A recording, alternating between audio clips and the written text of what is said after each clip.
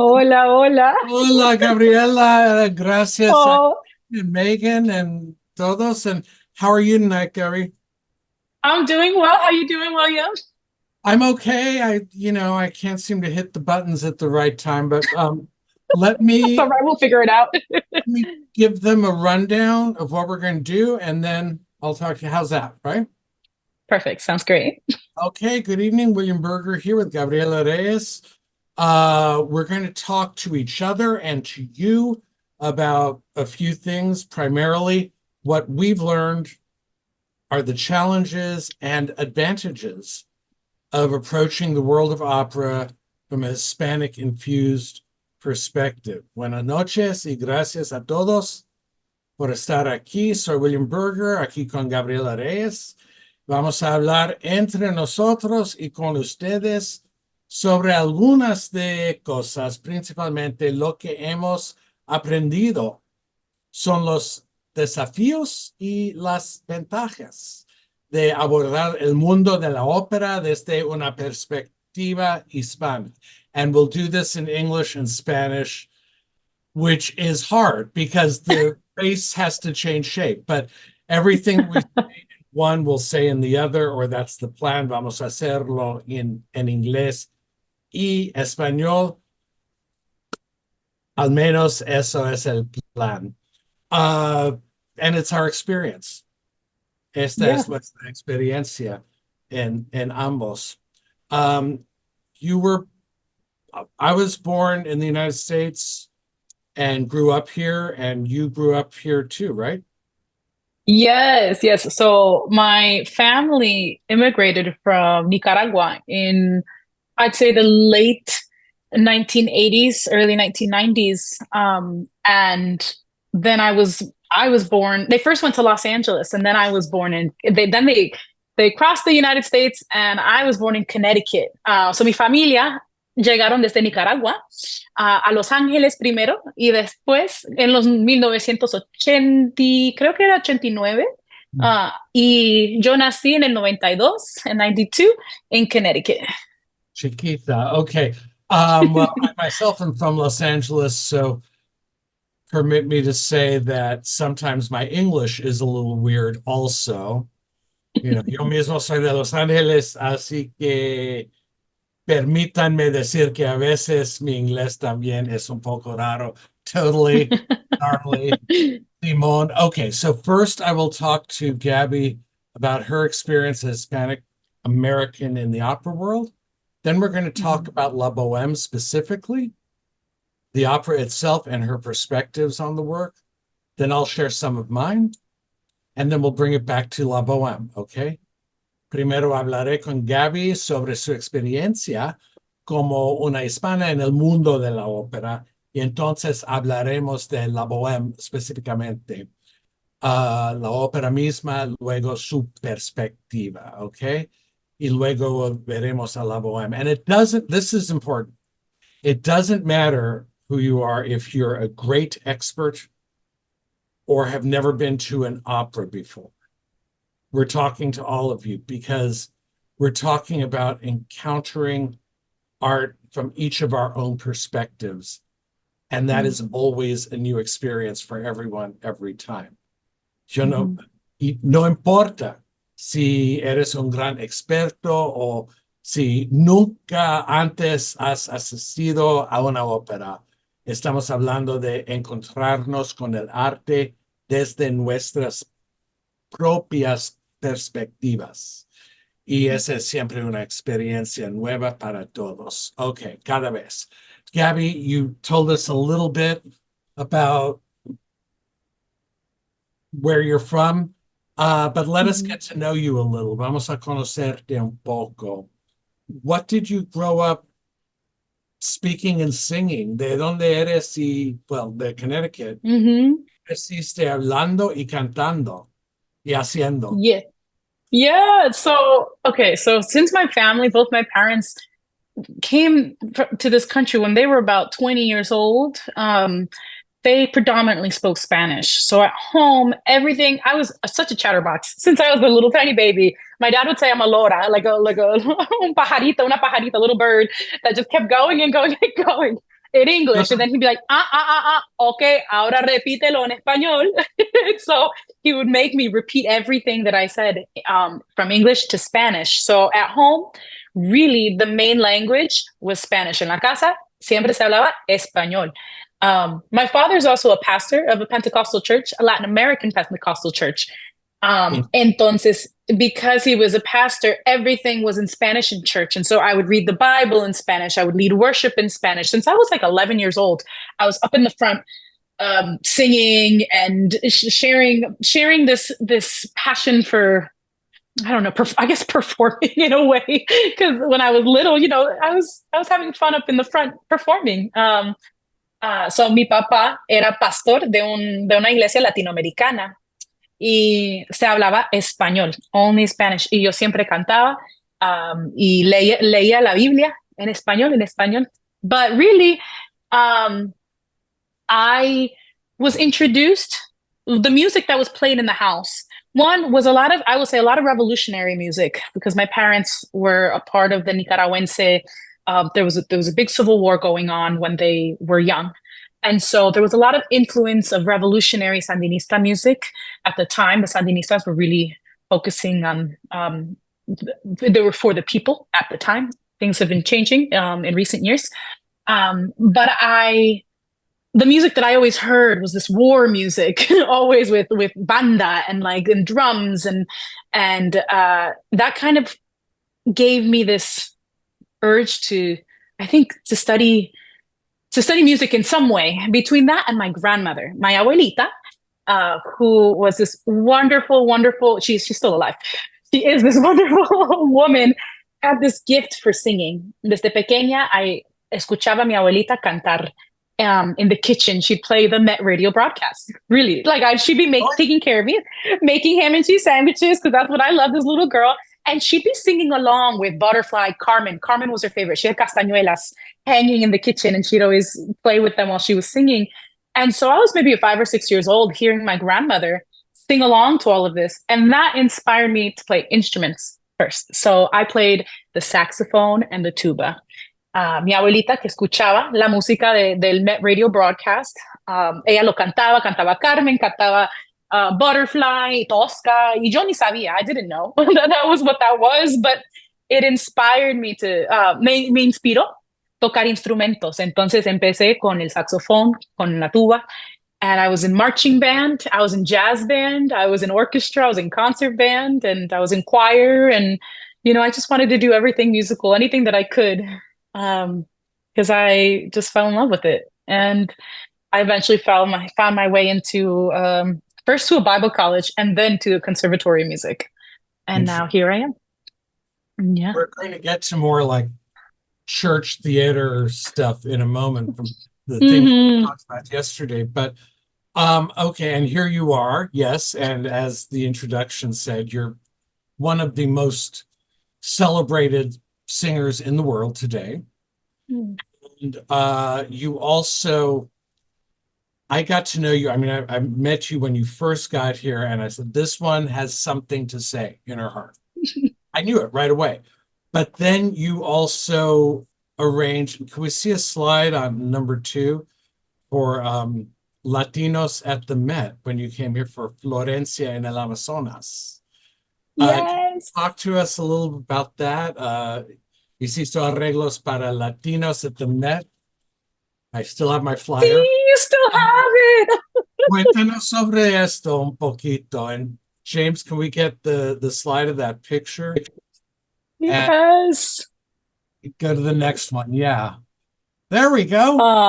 There it is. Those are our beautiful people. Yeah, I'm there in the middle. I managed to push everybody aside, and you're in the front. So, I love it. People, this was a very remarkable event. Era una cosa increíble para mí. So, Gabriella, tell us what this was. So since I've been at the Met, I will say this was an extension of a dream that I've always had. I think because I grew up in church, community has been such a big thing. And being a Latina at the Met, you know, I feel it really I feel I have a responsibility to be a representative, an ambassador for our people, and to not only that, but to shine light on who we are as a community. And going to the Met, I was able to first I sang Florencia's Act Two aria for the Met Grand Finals, and so Florencia en el Amazonas has had such an important part in my journey, in my career, but especially here at the Met. So because of that aria, I entered into the Lindemann program. At the Lindemann program, from day one, the Latinos at the Met have been my family. They are the ones that have embraced me. They've really, truly, various people from various areas, whether it's security, whether it's house maintenance, whether it's the mailroom workers, whether it's William, whether everyone has played a part in creating this home for me. And it's to the point where they've cooked me meals. They've held me when I've cried as a young artist being stressed out about things. They were there for me. They believed in me. And so when I went there for the Florencia en el Amazonas, I really, really thought, wow, there are so many Latinos, and this opera happening here means more. It's not just for the people on stage. Every Latino in that building has made this building run. And I really wanted to shine a spotlight on every single person that has Latin American roots, to invite them on the stage, because many of them had never even set foot on the stage.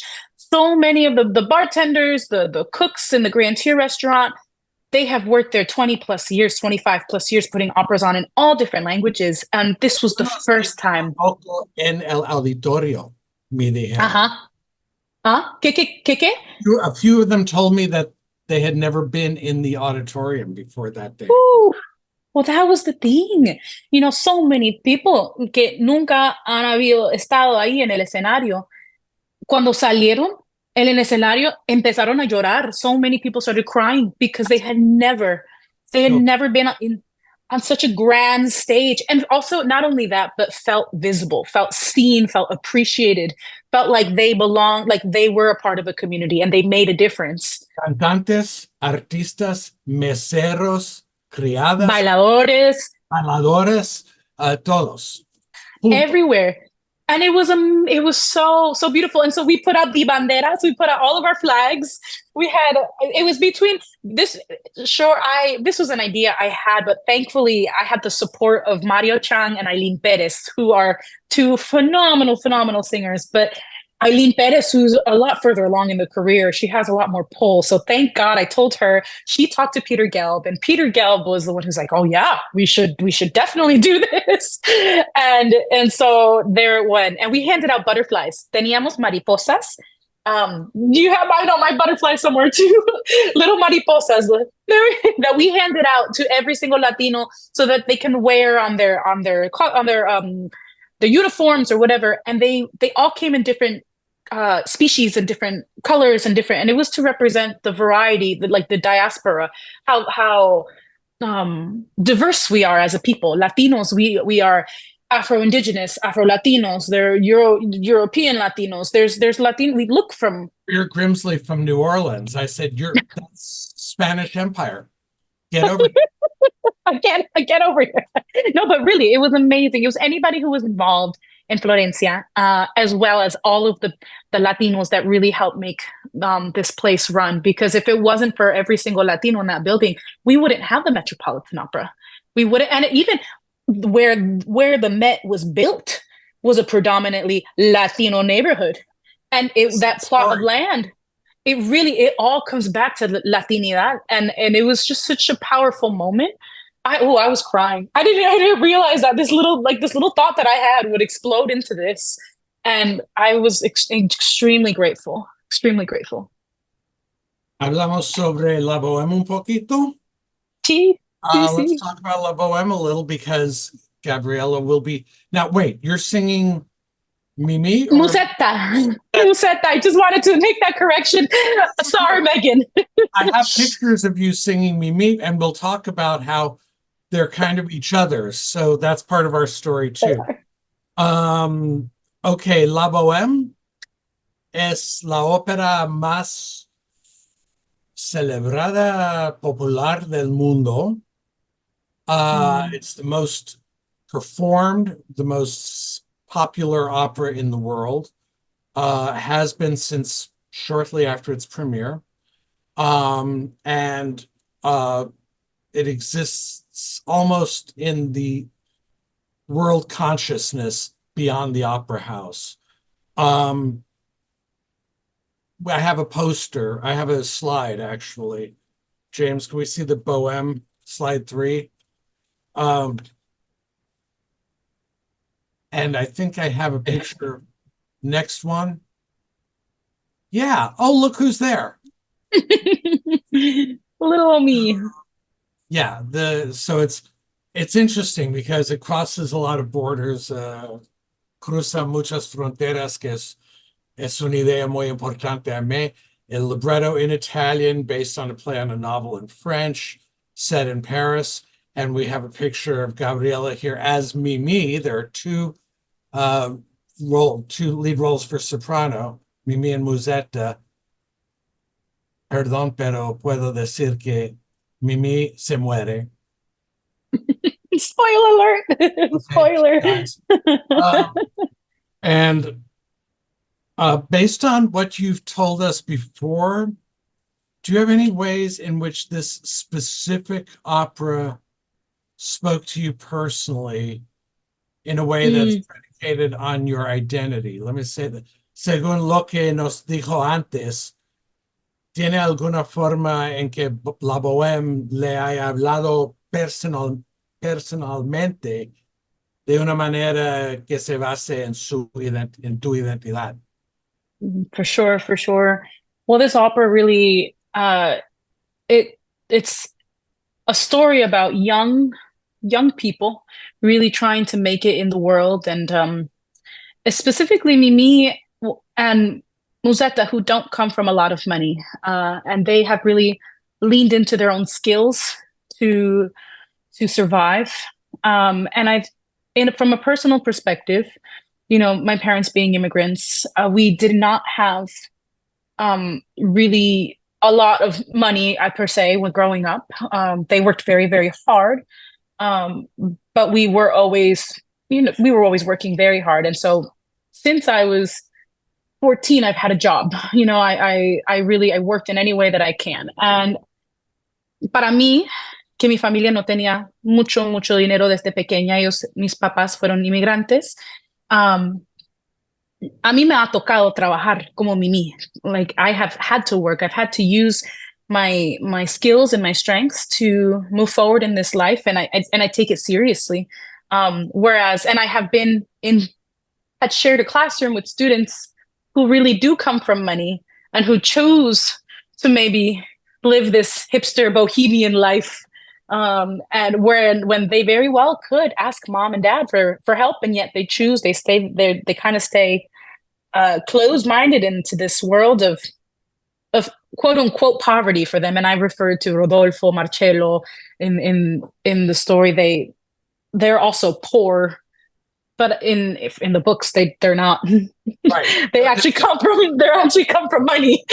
And yet Mimi is someone who does come. She doesn't come from money, and so therefore she's had to work. She's had, and so personally for me, I've really been able to identify with her and see her strength, really as a young woman, who she's found what she loves, which is embroidering flowers and making something beautiful, and using something she loves to really truly survive and to make art. And so in that way, I really, really resonated with the story. And Musetta, on the other side, she also is a very empowered woman. Musetta es una mujer empoderada. She uses her body and her looks to survive, to truly survive. And every woman, it's her body, it's her choice, and she makes this living. If anything, at the end of the day, she survives, and that's what's most important. And I think during a time when women were we didn't have that much independence. Que como mujeres no teníamos esa independencia. Estas mujeres sí son fuertes, toman la vida, son, excuse my language, chingonas, they're very, they are these hard workers. They're untranslatable into English.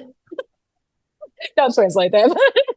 But that's my perspective. And I would consider myself una chingona. I do what I need to do to survive, but I do it with all the heart.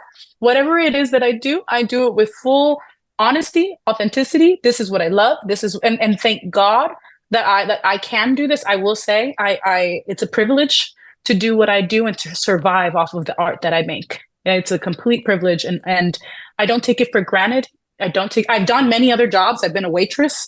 I've for many years I was a waitress. I managed a restaurant. I worked in a movie theater. I've worked in development offices. I worked 40 hours a week when I was in college in the conservatory, just so that I can study music. So I'd get out of school and go straight into waitressing till 1 a.m.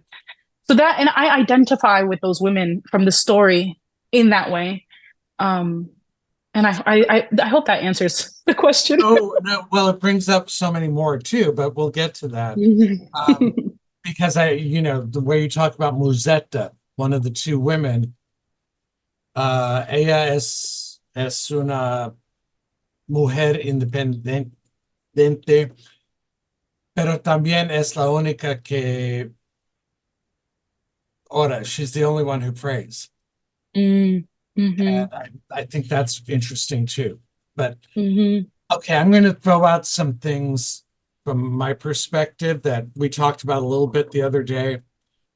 Bear with me because I need to do a 5-minute background and then we'll come back because, okay. Mm-hmm. Las barreras que he encontrado en este mundo de la ópera tienen menos que ver con quién parezco, porque soy bien blanco, y más como pienso.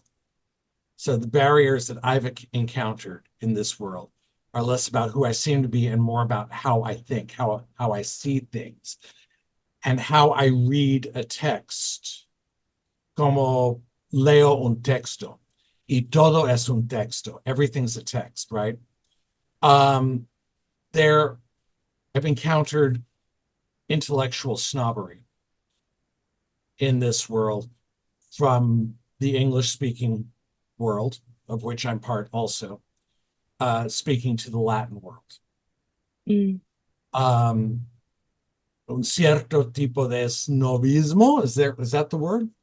Intelectual o condescendencia del mundo de habla inglés hacia el mundo latino. And 5 minutes and I'll get to some ideas I have on what's going on with this. And okay, real quick, we see slide 4, James, which is my family, which is also refugees from Mexico from the revolution. I didn't really need to show this picture, but I love it so much. And this is from the revolution in Mexico, so it's interesting. And they were the opera fans. My great-grandfather was a sastre, he was a tailor for Toscanini. He became Toscanini's tailor. Huge opera fan. That's Aficionado incredible. de la ópera. And the little guy there is mi abuelo Ramon Talavera, who I'm hearing right now being mad at my Spanish mistakes. No. Let me see the next picture, James. Okay, eso. I was in San Juan and Quebec both for vacations last summer. And I kept thinking in both, they reminded me oddly a lot of each other. San Juan, Puerto Rico. And I was thinking in both places, the war of the colonial era is still continuing today. There's a clash of empires, the British Empire fighting the French and Spanish empires. The wars are no longer religious or nationalistic, but they're going on linguistically and culturally. Estuve en San Juan y Quebec el verano pasado y seguí pensando en ambos lugares que la misma guerra de la época colonial continúa hoy. Todavía hay un choque de imperios, el imperio británico y los francés y español, no guerras como eran, no religiosas, no tan claramente nacionales, sino más bien lingüísticas y culturales. Um, and so you mentioned the church, and I have a slide just to keep it together. I have a note now from Zoom saying you're switching languages. It's like, yeah, I know. It's wild, right? Can we see the next slide? And I promise to be quick here. But there is a method, a traditional method of interpreting scripture from the Catholic tradition. And I'm not talking about what religion you are, or even if you have one. I'm talking about the tradition that La Cuadriga, I can't even say it, Cuadriga, never say that. Y la tradición católica de la exégesis. No es una pregunta de qué religión eres o si tienes alguna religión. Es cómo nos enseñaron a leer los textos. Repito, todo es un texto. And if everyone is a text, so is everybody. Y si todo es un texto, también lo es cada persona. And what's important about this, we can get rid of this text because it's giving me a headache already. So lose the slide, James. What's important about this for me now here for us is that there's a tradition in the Latin world of multiple layers of interpretation. Mm-hmm. Lo importante de esa perspectiva de interpretación es que los personajes pueden tener múltiples niveles, múltiples capas. People can have different levels. So King David in the Bible was important not only as King David, but also as a what? I don't even know the word, prefiguration of Christ the King. El rey David era importante no solo como rey David, sino también como prefiguración, no sé si sea una palabra, de Cristo Rey. And according to this interpretation, según este método, David es Jesús y Jesús es David. David and Jesus are kind of in a way, not the same people, yeah, the same types, en cierto sentido. Y también con las cosas, and also with things. So bread and wine, according to this, are flesh and blood, but also bread and wine at the same time. Pan y vino pueden ser carne y sangre, pero aún así pan, vino al mismo tiempo. I'm almost done. Northern Europeans never had any head for this, right? Like los europeos del norte nunca vieron esto como válido, nunca. Along comes Martin Luther, and he says, no. I doubt he used his hands like that. No. David is David. He cannot be anyone else. And if a loaf of bread is a loaf of bread, it can't be something else. Llega Martin, ¿cómo se dice? Lutero. Martin Lutero. Y él dice, no, si David es David, no puede ser nadie más, y una barra de pan no puede ser otra cosa que lo que es.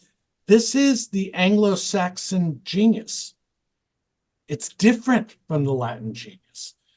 The Anglo-Saxon genius is much more literal. And I know you see this in your life, and much less multidimensional, much less confused. Este es el genio anglosajón. Es diferente del genio latino. Es más literal, menos multidimensional que el latino. Neither one is better. Ninguno es mejor. But they are different. And they can clash. Pueden chocar. So let me see the next slide. Slide 7. Gabriella, and I was telling you about this a little in Los Angeles and a lot of places. We had at Christmas time, Las Posadas, Calle Olvera in Los Angeles. And there's a sort of parade where we all join the Holy Family looking for a room at the inn. Es una especie de desfile donde todos nos unimos a la Sagrada Familia buscando una habitación en la posada.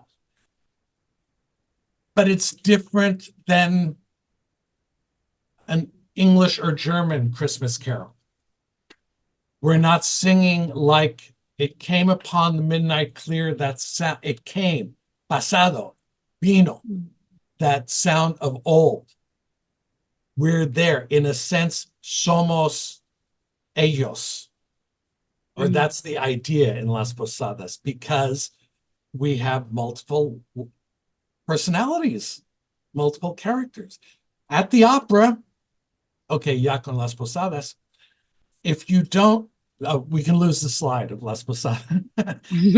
Don't think about characters as multi-layered. At the opera, they'll seem really absurd.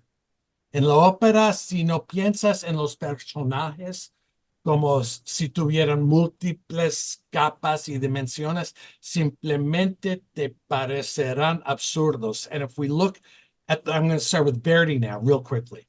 If we look at the works of the king of opera, El Rey de la Ópera, Giuseppe Verdi, we notice that his three operas that are most frequently derided by English-speaking critics as ridiculous, dramatically ridiculous, are his three operas based on Spanish plays. Great and very successful Spanish plays in their time. Si miramos las obras del Rey de la Ópera, Giuseppe Verdi, another language here, notamos que sus tres óperas más frecuentemente ridiculizadas por los críticos norteamericanos como dramáticamente ridículas son sus tres óperas basadas en obras de teatro españolas, obras grandes y de mucho éxito en su época. I contend that there's nothing ridiculous about Il Trovatore, for example, the most obvious. I contend that it's simply too spicy for the literal minds of literal-minded intellectuals. Sostengo que no hay nada ridículo en Il Trovatore, por ejemplo. Yo digo que es simplemente demasiado picante para las mentes literales de los intelectuales del norte de Europa o del norte de América, puedo decir también. Let's talk about Tosca, come back to Puccini real quickly. See slide 9. Now, if you want to make Anglo-Saxon critics go bonkers, just mention Tosca. And I know this from experience. I've seen fights break out. Si quieres volver locos a los críticos anglosajones, solo mencione a Tosca. Yo lo sé por experiencia. Famously, the play was called A Shabby Little Shocker in English. I don't even know how to say that in Spanish. Shabby, una Shabby pequeña, little. No sé cómo se diría. vulgar. Yeah, let's lose Verdi for now. But the slide, yeah. But slide 9, we have Tosca. For me, if we bring this multi-dimensional background, the quadriga, to one more, go to Tosca. One, yes. Ta-da, Tosca, there she is, right? Then we can see Tosca as I believe Puccini meant her to be seen, which is, yes, she's a real woman, but yes, she's also a mythological creature at the same time, una diva. Puedo verla como la Tosca, como debías haberla visto Puccini, como una mujer real y terrenal de Roma y también como la encarnación de una antigua criatura mitológica, una diva, goddess. Now, this is what's important about this that I want to share with you. Some critics say that you have to suspend your credibility to enjoy drama and opera, a willing suspension of disbelief. And I say, no, it's not that, because that means you have to be stupid. I say you have to open your heart and your mind bigger. Algunos críticos dicen que hay que suspender la credibilidad, tener una suspensión voluntaria de la incredulidad. Yo digo, no, tienes que abrir tu corazón y también tu mente para encontrar más significado en la información proporcionada. We of the Latin inheritance are neither over-emotional nor stupid, but I often hear in various ways that we sort of are. I think we have different ways, and sometimes larger ways, of interpreting information. And I better say that in Spanish too. Nosotros, de la herencia latina, no somos demasiado emocionales ni estúpidos. Tenemos diferentes maneras y a veces formas más amplias de interpretar la información, especialmente en la ópera.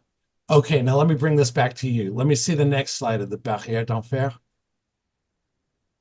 Yeah, in La Boheme in Act 3, where she trudges up the hill in the snow to what? To break up with him? I'm not sure why she goes to find him.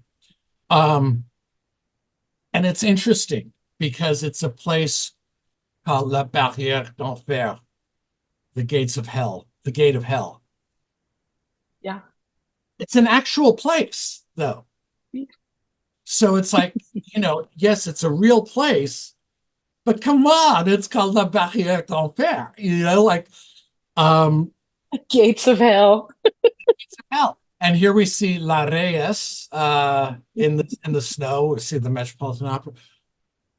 And here, this is that part, Gabby, where there you can see in the Met picture, there's a quartet where both women and both men, as couples, two couples, break up at the same time. And in a way, I've always thought of this as it's one couple in two different aspects. To me, it's the most incredible thing in opera. This quartet is the reason to go to an opera. And you don't have to think. Para mí es el momento más importante de la ópera, porque hay cuatro personas, pero a mí hay dos personas en cuatro. Dos parejas. Es una pareja. Una pareja. Es una pareja. Yeah. No, I get what you're saying. So from what I'm hearing you say, it's they each represent a different aspect of what we all go through in relationships. This tenderness, this between Mimi and Rodolfo, it's heartbreaking for them to break up. They really don't want to, but there's a tenderness. There's and the other two, they're like, ah! But also very real in a very human relationship. We all handle our emotions in different ways, but we're all capable of each one of these. Each one represents a side of us that we all are. And when you've broken up, haven't you been both of these pairs at the same time? Yeah, for sure. Cuando pienso en eso como un norteamericano que habla inglés, no es posible que sean una pareja. Pero cuando veo este momento como un latino, quién sabe lo que sea yo, es claro que son una pareja con diversos aspectos. I don't know. Do you think I'm nuts? What do you think of that? No, not at all. I think it is a different aspect of each of our humanity. And also in hearing you talk, and I don't know, you can correct me if I'm going in a different direction than what you meant by all of this too. But as Latinos, and I would go further to say, as any person of color who for generations have been oppressed in previous generations because of white supremacy, because of colonialization, do you think that people say, oh, Latinos are too passionate, or they're too extra, they're too this, or people say the same thing about various different um, groups of communities of people of color? Oh, they're too this, they're too that. But do you think that it is because years and years and years are for generations, there is a generational trauma, there is a generational grief that we all bear?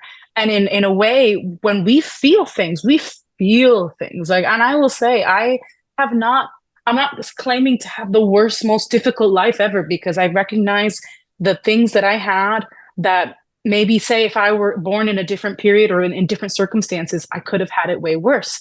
However, with the life that I was put in, the experiences that I have had that shaped me as a Latina woman in this society, I have felt this enormous grief, and I've been able to pour that through my art and through my music. And I would say lots of Latinos that I know or relate to that. And I'm not sure if that kind of goes against or along the line with what you're saying, but I just felt the need to share that como Latinos somos gente, y no solamente los latinos, pero la gente que vienen de diferentes comunidades. We all collectively have gone through grief. Hemos pasado por cosas horribles. Nuestros antepasados han pasado por cosas muy fuertes. Entonces, esto de que somos apasionados y esto y lo otro, bueno, hay razón, por razón. Don't you think? I don't know. That was just, it was an idea that I had. Yeah, I mean, am I totally in that, like what I was saying before, that if you look at things as multidimensional, then that also means that two moments in time can exist at the same time. The whole idea of, like, if David puede ser Jesús, es posible estar en dos momentos del tiempo al mismo tiempo. So that, in other words, the way you say that in English is objects in the rearview mirror maybe closer than they appear. I really believe that there is there's a lot of pressure to say, no, never mind, that was then, get over it. And you know as well as I do that there are different traditions of mourning, de luto, that in the United States, that you get a lot of people saying, like, you know, all right, you should have closure. And it's like, I'm sorry, I'm Latino. I never have closure over death. You know, so I mean, look at Florencia in El Amazonas, the story of Florencia, where she transforms. You know what happens to her and to Cristobal. Cristobal becomes a spirit in the Amazonas that is all around her, presently with her, even though he has been lost in the Amazonas for years and years on end. He is still not only lost but also present with her at every moment. Does she die at the end, or does she become something else? Well, if you're up to interpretation. It's up to interpretation, except a lot of people were not comfortable with that. A lot of people were like, well, I don't understand what happened at the end. It's like, no, you don't. You never will. Well, and I think we talked about this in a conversation too, where Bohème, perchance act 4 Bohème, maybe Mimi is just a figment of Rodolfo's imagination by the end of it. You know, she might have died when she left, and this idea of her coming back. Now, granted, this is not the production that's happening at Vail, just to disclaimer, but, you know, an interpretation. People can think about things, and that's the beauty, I think, that we have as artists, as people, and also as like, as you're saying, with this viewpoint of two things can be true at once. You never know. Maybe it is an interpretation of Rodolfo's dream. En la ópera se puede morir biológicamente y espiritualmente. Son dos cosas diferentes. At the opera, physical death and spiritual death aren't always at the same time. In fact, they never are. And sometimes, a veces lo que muere es una idea. Es una idea. right? Yeah, una idea. O para mí, there's en la Bohème hay la muerte de Mimi, pero hay la muerte del sueño de la juventud. Mm, de la inocencia también. La inocencia. Amy Tan said in the Joy Luck Club, she didn't want to be like her mother. She wanted to be independent. Then she realized that made her just like her mother. Rodolfo tiene que ir a trabajar en un banco en el drama. Sí. Lo que se muere es el sueño de yo puedo vivir en mi Como poeta. como poeta y porque soy tan guapo y enamorado siempre con todas. Okay. Ujú. Do we have time to look at Becky Atzimarra? I'd love to. James, what do you think? It's 1 minute long. Okay, wait, don't play it just yet. You todos hay una aria muy breve al fin de La Bohème. There's an aria, a very short aria at the end of La Bohème sung by the bass, one of the Bohemians, uno de los compadres, diciendo adiós a su, sobre todo, what do you call it? Overcoat. I mean, es su chaqueta, Sí. Okay. su chaqueta. He's going to sell it to get some money. Abrigo. Abrigo. Va a venderlo para ganar un poquito de dinero para medicina, quién sabe. Y él canta adiós al abrigo. And he sings goodbye to his overcoat. To me, it's another one of the most important minutes in opera, what you could get if you see this. Let's have a listen real quick. This is Ryan Speedo Green. Se llama Ryan Speedo Green, el cantante.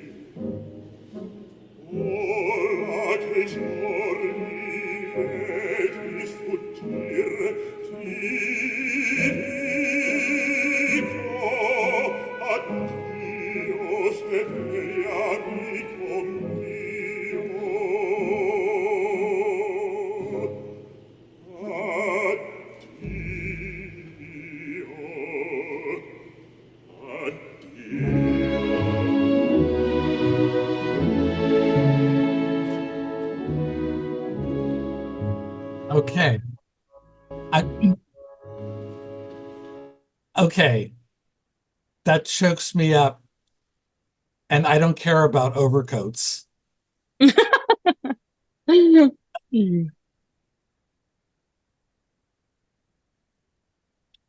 What do you hear there? ¿Qué siente en esta música, en la música, no en el libreto? Grief. I mean, grief. Abundant grief. Para todo, para el paso del tiempo mismo, the loss of everything.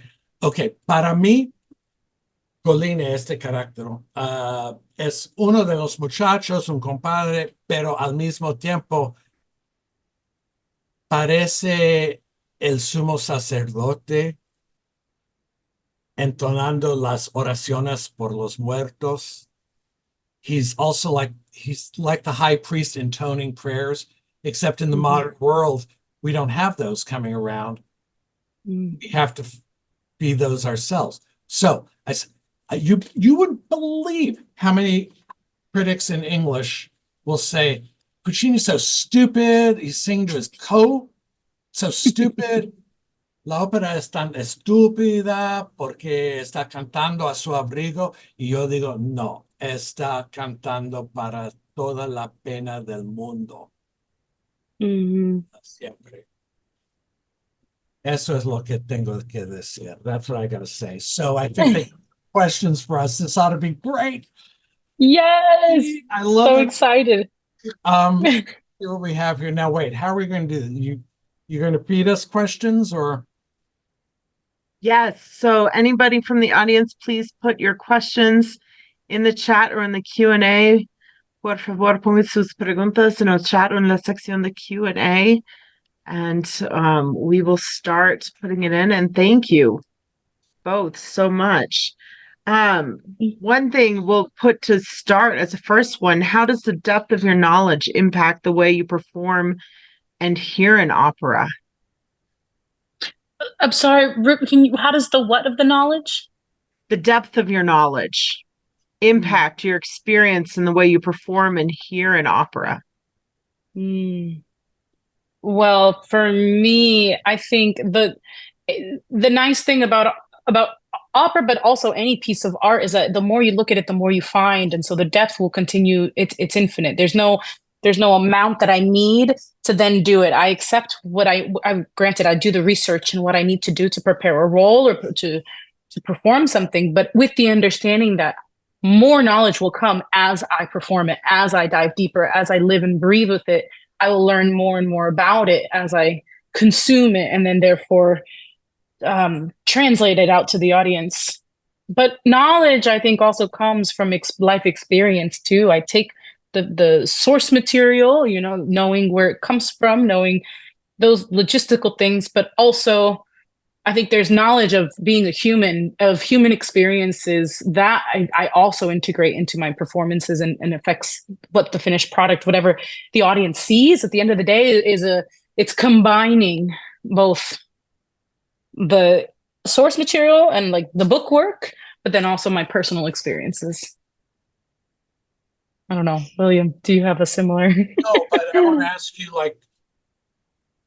can you think of a place where we might hear that in a piece of music of like that? Okay. Well, I mean, I guess in Bohème, in when I sang Mimi in Act 4, she comes crawling back on the verge of death. And of course, I did all the work in understanding what is it vocally that I have to do? What are the notes on the page? What is she talking about? What is everyone else saying? But then going from my own experiences, there have been moments in my life where physically I've been as sick, and then maybe not to the verge of death, but have felt very close to it in a hospital bed. And so integrating my knowledge of what did it feel like when I couldn't breathe, when I literally couldn't breathe, and finding a way to do that in a way that I can still sing, still holding on to the technicality of it, the like, okay, I still need to produce sound, but pulling from these life experiences, or even falling in love for the first time. Sure, we all know Mimi falls in love in a matter of a day, right? But any one of us as human beings, so integrating. Well, we could always interpret it in different ways, but for sure, it's understanding. Thinking back on what's my toolkit of memories and like life experiences, and how can I bring that to life, or how do I pull from that and then find a way to reinterpret it in the character of Mimi. Yeah. Any other questions? Yes. Oh, yes, they're coming in. Can you talk about your first professional role? Well, funny enough, I would say it was Well, I'm trying to think. My first professional role was the high priestess in Aida at the Metropolitan Opera. It was That's one of those an roles. offstage. That's one of those roles that you said, look at who's singing that because they have plans for her. Thank you. Thank you. Which is actually, this is a really interesting thing that I sang that in a Verdi opera at the Met. And now this is a really creepy and wild thing. I kind of see her as my patron saint. So Rosa Poncell, who was born in Meriden, Connecticut, 2 houses away from where I was born, both on Springdale Avenue. We both had our Met debuts 100 years apart, both in Verdi operas. How cool is that?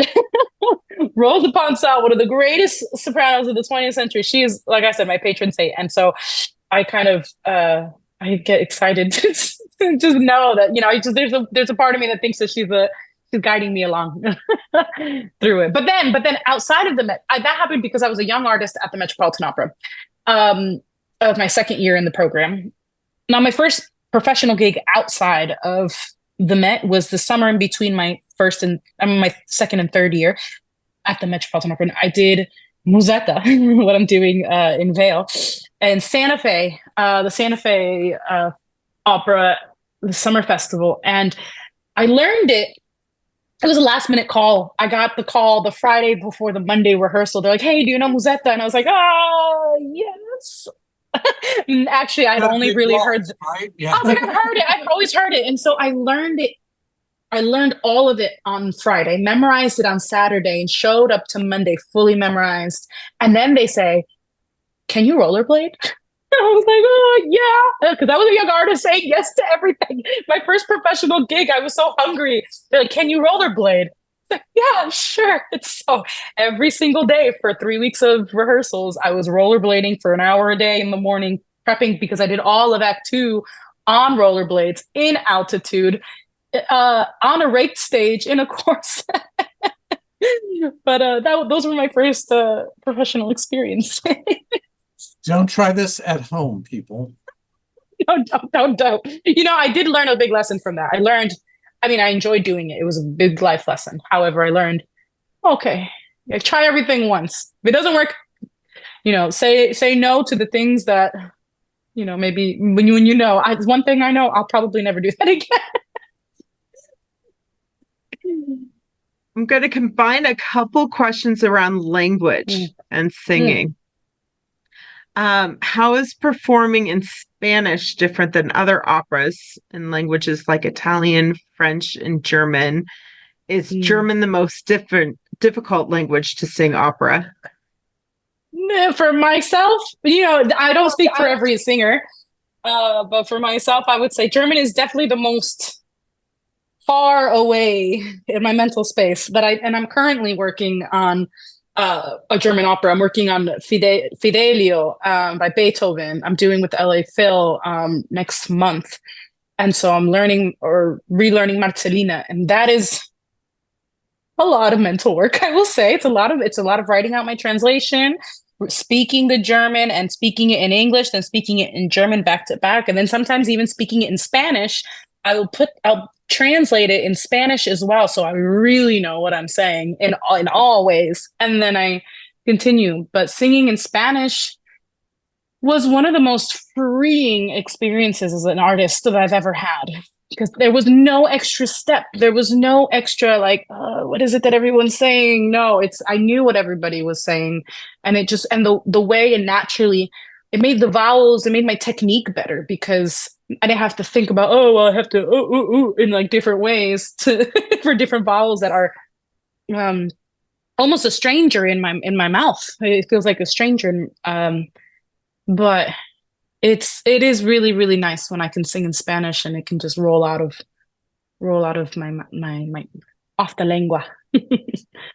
I always ask every singer about the language issue at interviews here at the Met. And it's interesting because the answers are never what you think they're going to be. No dicen lo que presupone que decir.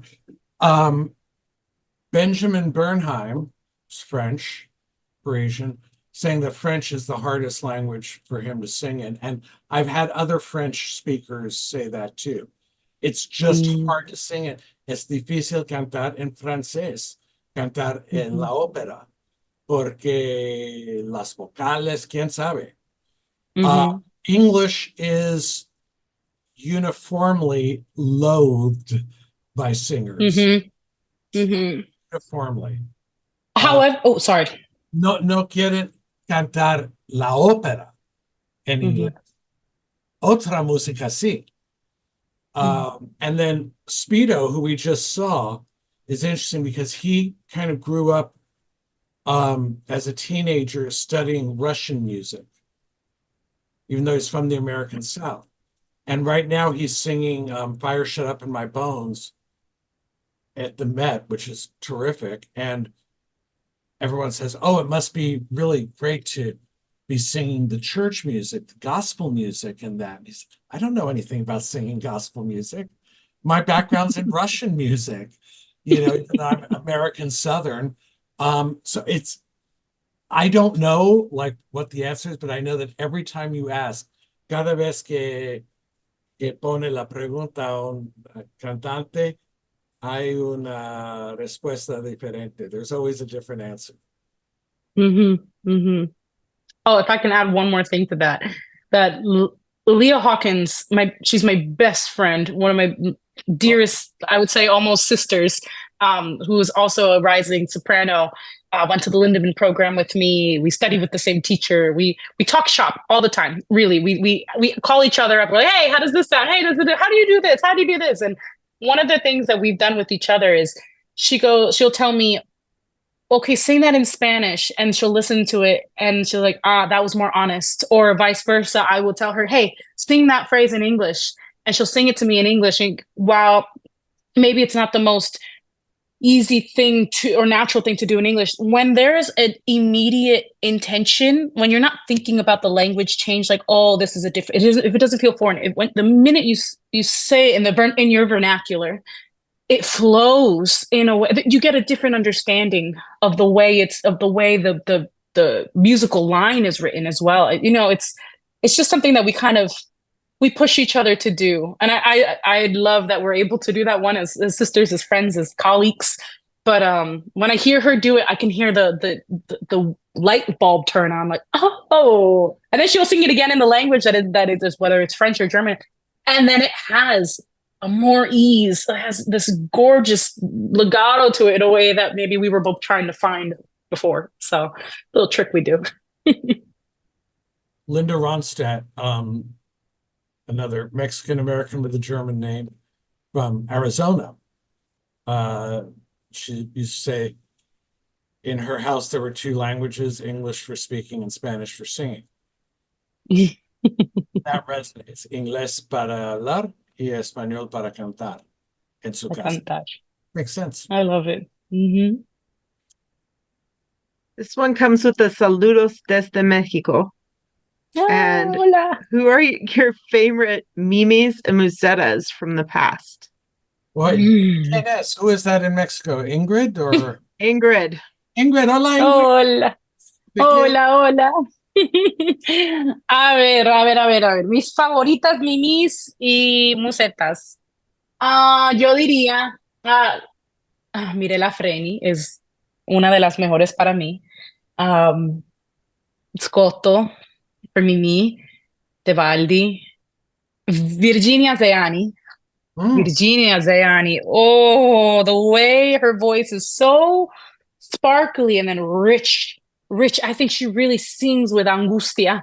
Ella canta con su alma. She sings with her soul. And I relate to that so much. The way she approaches the lower part of her voice is, I'm a masterclass every single time I listen to her. Like, and los hielo, like that part. Oh yes, that or even in her to sing. Can you tell? Yeah. When she goes, ascolta, it's like, yeah, wait. She's, Mimi's like, wait, don't leave. And the way Virginia sings it, she goes like, it's like a cry And that's really what Donde Lieta is like she's really fighting back tears, trying to tell Rodolfo, like, please pack up my bags, but like, oh my God, I don't really want to break up, but please. Like it's an internal battle. And Virginia Zayani really has a gorgeous interpretation of that. Musetta, Anamorfo. I love hearing a recording of Anamorfo sing Quando me Vo. But also, like, I would say modern day sopranos. You know, some of my colleagues, I will say for Eileen Perez, I adore to the bone. Another one of my idols. I'm so grateful to have sung with her. She has a gorgeous Mimi. Um, Vanessa Vasquez. Vanessa Vasquez, she is a Cuban Colombian soprano. And she was the Mimi that I sang with in Santa Fe.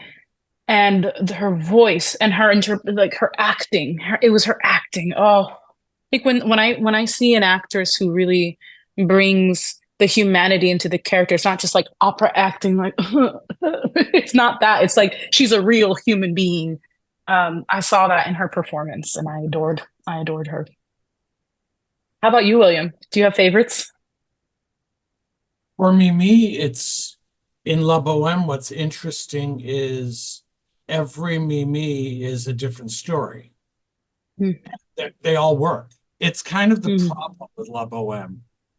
It always works. Mhm. So, but it's a different story each time. So when you say someone like, there are things that I want. I want the angustia. Yo quiero la angustia también. Y Mhm. esa es una parte de la voz misma. That's Mhm. just in the voice. You hear it. Uh-huh. So Yeah. those are the ones I like the most. But no, I'm Mm. not going to name names. Are you nuts? I have to interview all these people later. But really, I do love them all in that role. Mm. And Mhm. Musetta, I like what you said about the ones who can convince me that, yeah, she's a flirt and hussy, but she's a real woman and she's doing it Mhm. out there. Mhm. Um, Mhm. Mhm. get both of those at the same time. That's what I like in the voice. I don't care. You Mhm. can do this with your hands. The acting is all like, don't believe your eyes anyway. No crean los Mm. ojos. Mm. Mhm. This I is like big that. what you see. Mhm. Mhm. Para mí. All right, here's one for very much specifies both of you. Do you both feel, based on William Berger's analysis of Northern European versus Latin understanding of texts as straightforward versus multifaceted, that there is a difference between Northern and Southern opera composers, like Billy Budd, Britain, versus the composer of Florencio in Amazonas? Sí. Mm. No, okay, eso es. I I want to guess who that came from, but a professor friend of mine, pero yeah. Um, no, mira, Wagner was from Saxony, the part of the world that Martin Luther was from, and he had trouble with the idea of opera in general, to the point where he said, I don't write operas. Operas are trash. The word he used wasn't trash. Um, I write music dramas. Wagner dijo que yo no escribo las óperas porque las óperas son nada. Yo escribo música dramas. Um, he had trouble with the relationship of word and music the way Donizetti and Italians understood it. And he said, what I'm doing is not that. So there's a different struggle with word and music. Hay una lucha diferente entre palabra y música de los alemanes del norte, los sajones y los otros, y los ingleses y los otros. Pero there are so many Northern German composers, great Northern German composers, who, I'm thinking of Brahms, who wrote great songs but never wrote operas. Mm. And I think they couldn't find a way of taking the dramaturgy seriously. Handel, who was also Saxon, went to Italy and basically became a Roman in the way he thought of things before he could write operas. Handel fue en Italia para estudiar cómo escribir una ópera en italiano. No podía escribirlas en alemán. So it's hard to say these people are this and those people are that, but there's something there geographically, I think. I don't know. I mean, maybe like what Eileen was saying before about singing German, maybe it's also Germans compose music to word differently. It's not just, we all make jokes about, oh, German sounds such a certain way. El idioma alemán es como es. But maybe it's also about how they thought about word and music, como pensaban la música y la palabra.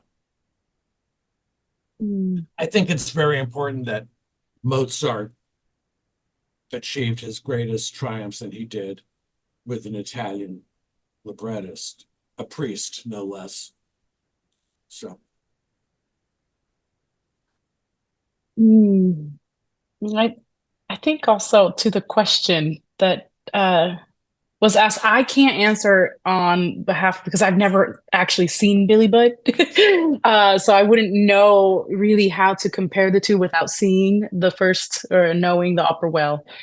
It's great. But I'm sure it's great. It was supposed to come to the Met a couple years ago, and then pandemic happened, so I lost. Well, I have to check it out. But when I check it out, I will give you an answer.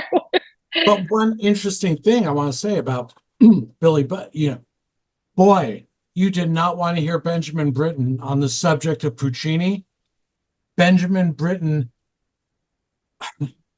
no tenía ni un momento para Puccini.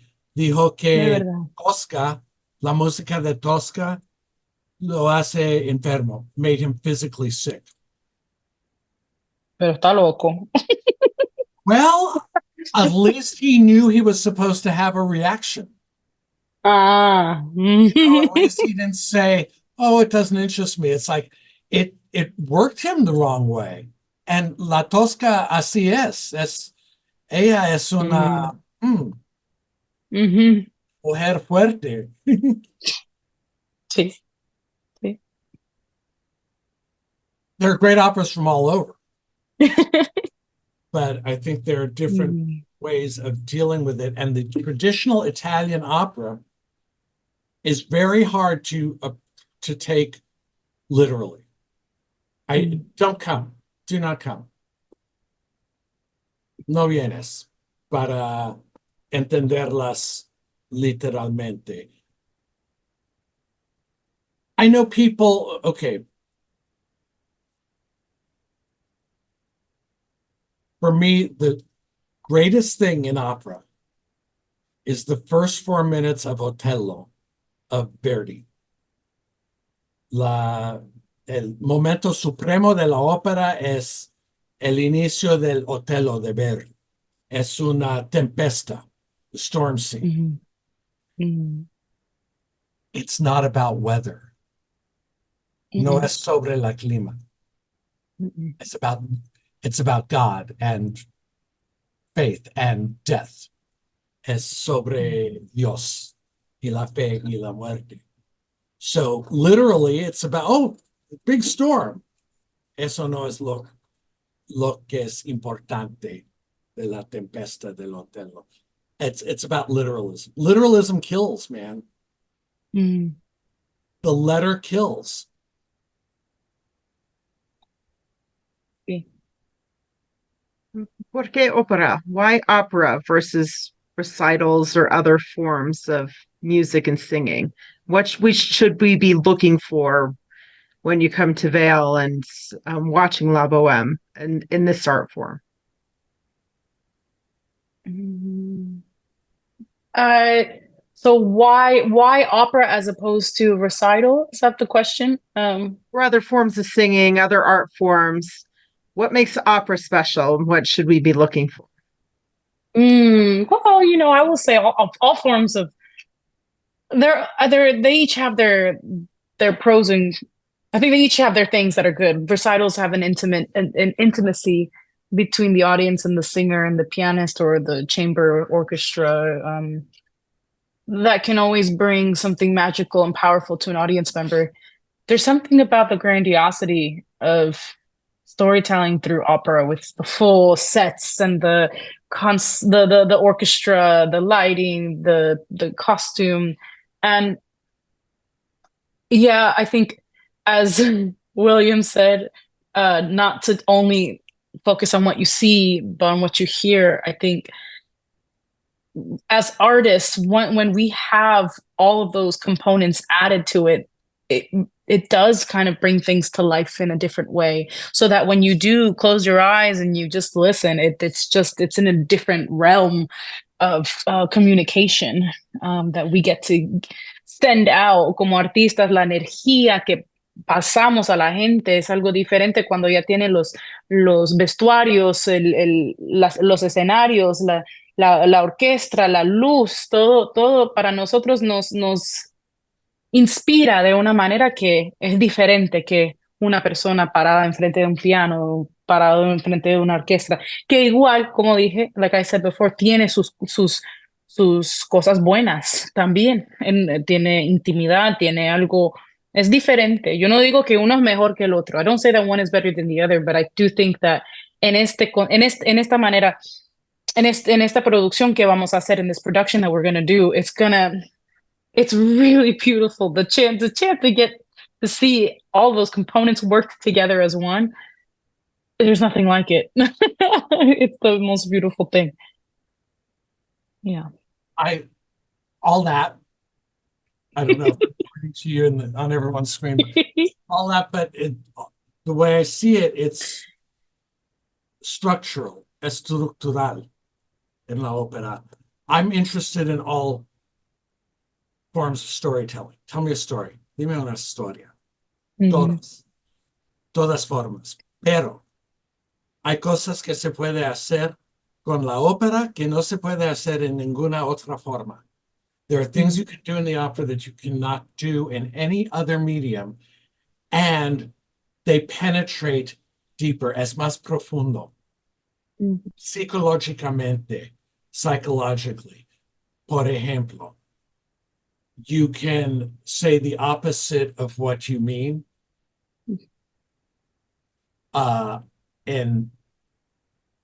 And Bohème does all of these, but in Iphigénie en Tauride of Gluck, German writing, French, it's crazy. El tenor canta La calme entre dans mon cœur. El descanso reviene en mi corazón. Y la orquesta está soñando y no hay calma, no hay serenidad. He's not calm. So he's the guy saying, I'm calm, I'm calm. No, really, I'm calm. Why do you think I'm not calm? Right? And you cannot do that. It's 1 minute long.